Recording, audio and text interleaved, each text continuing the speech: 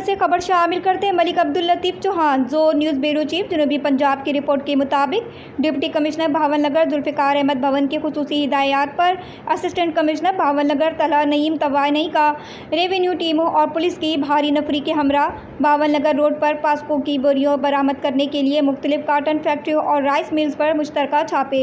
हाजी इलियास तिल फैक्ट्री भावनगर से POCSO centre की गैर कानूनी तरीके से 8008 बारदाना भी बरामद किया। मौके पर गंदम और बोरियों को जब्त करके फैक्ट्री को सील कर दिया गया। फैक्ट्री मालकान गिरफ्तार। मुतालिका मुलव्विस पास्को इंस्पेक्टर मालकान के खिलाफ FIR का इंदराज।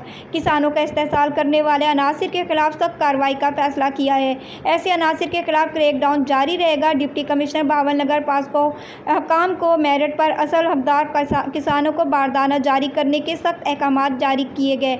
डिप्टी कमिश्नर भावनगर इस हवाले से असिस्टेंट कमिश्नर समेत मुकामी इंतजामिया सख्त मॉनिटरिंग करेगी।